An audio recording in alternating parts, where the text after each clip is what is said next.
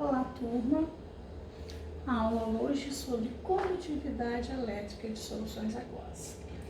Antes de assistir esta aula, é interessante que vocês assistam o vídeo que eu deixei para vocês, que tem um experimento, e aí vocês vão associar o vídeo, o experimento, com esta teoria, certo? Bom, vamos começar falando então primeiro sobre substâncias não eletrolíticas. Essas substâncias são aquelas que não conduzem a corrente elétrica em soluções aquosas.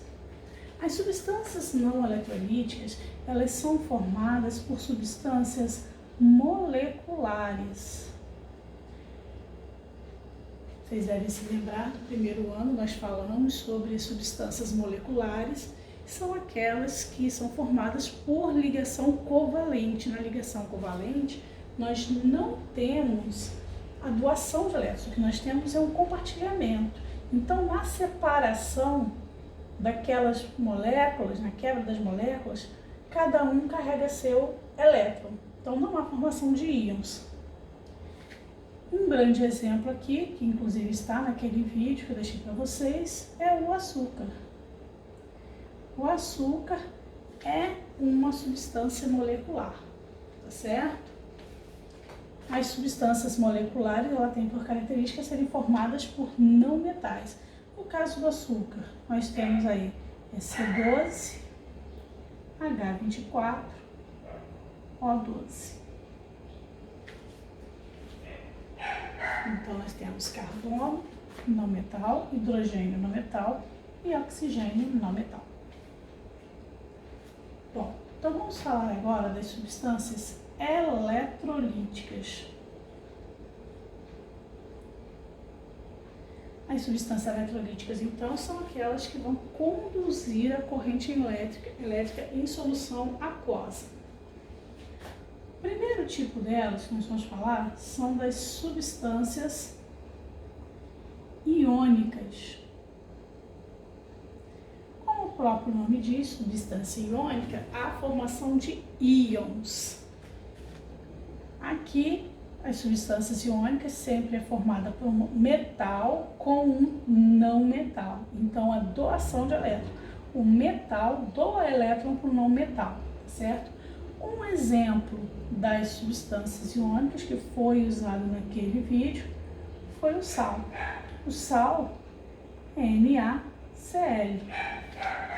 Se eu colocar o NaCl em uma solução aquosa, o Na vai se dissociar,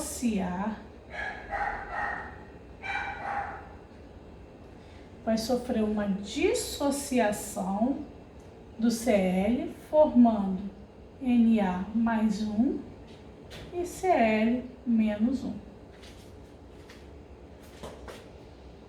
Por isso, há a formação de íons, e esses íons são os que auxiliam na condutividade elétrica.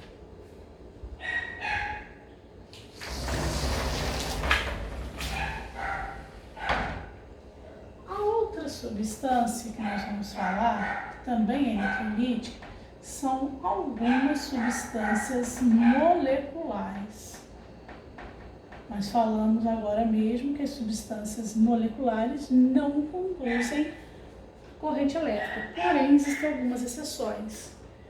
Dentro dessas exceções estão os ácidos e a amônia.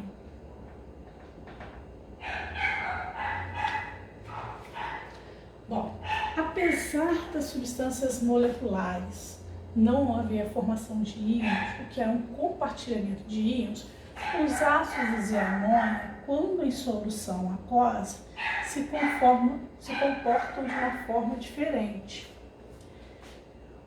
Vamos pegar aqui como exemplo o HCl, tá certo? Isso é ácido clorídrico.